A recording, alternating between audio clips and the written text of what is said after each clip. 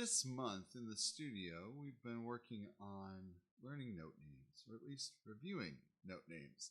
One of the interesting things that I've come across in this month, and it's been a reinforcer for me, is that many students don't have an issue with knowing and remembering their treble clef names, but they struggle with the bass clef. It's curious, isn't it? Why one over the other? Well, I think there's a couple of easy reasons for that. The first one is when most methods introduce how to read music, they start with the right hand first. Since most students are right-handed dominant, it makes sense, doesn't it? But the problem is that the left hand kind of gets second fiddle, right? It's not as important. And so you get really comfortable and confident with knowing the right hand note names. And then you get to the left hand, which looks very similar to the right hand, but it's different, and it's easy then to be confused. So an easy fix for that, to me, I think, is as a teacher, it's really important to start off with using both right hand and left hand, introducing the letter names for both of them so that students can learn them concurrently. Of course, yes, there's the easy way to remember the treble clef of face, but A, C, E, G in the bass clef spaces doesn't really spell anything. Of course, you can remember all cows eat grass, and the way I tell students is, of course, your face is high on your body, which is the treble clef notes, and when cows eat grass, their heads go down low as they're trying to get to the grass. Okay, that's one way to do it.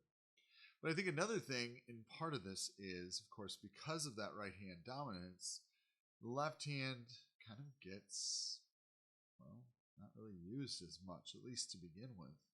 And I think that's something that not only in identifying and introducing note names, I think we can do better at really focusing in on using that left hand.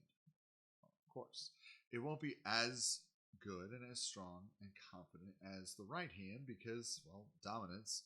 You don't use your left hand, for at least those people who are right-handed, because I'm left-handed. For right-handed people, it's hard to do because you don't really use your left hand most of the time.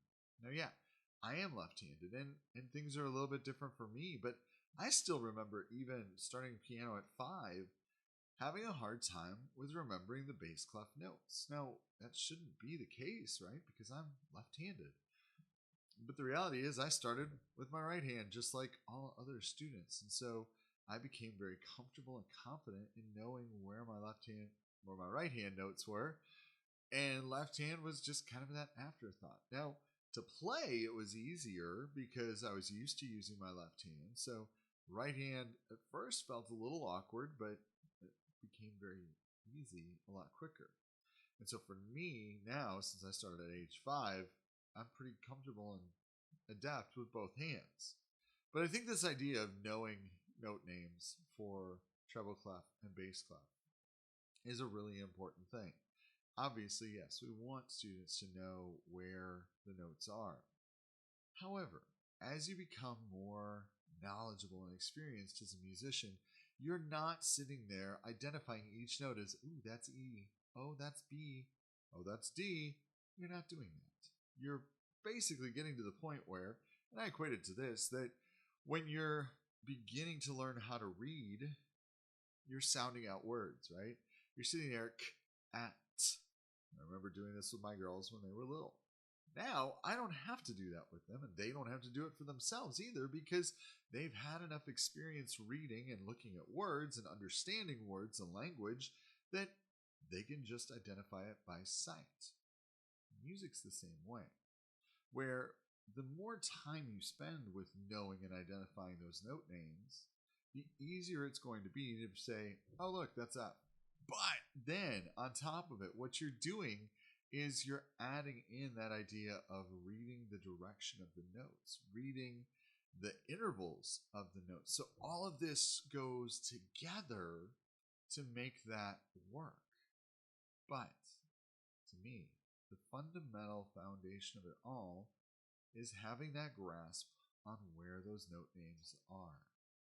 So, for me, this month so far has been a reinforcement to me of I need to do better as an instructor to bring in the left hand with beginning students as early as possible. Does that mean I give up method books? I don't know. But there's got to be a way that I can do that as an instructor to help my students be more successful. Because I experienced it myself, and I have students that are experiencing it as well.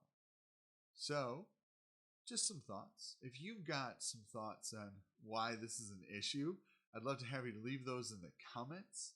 Also, don't forget to like the video and drop a subscribe if you want to keep up with what is going on here on the Harmony Music Education channel. Thanks for tuning in.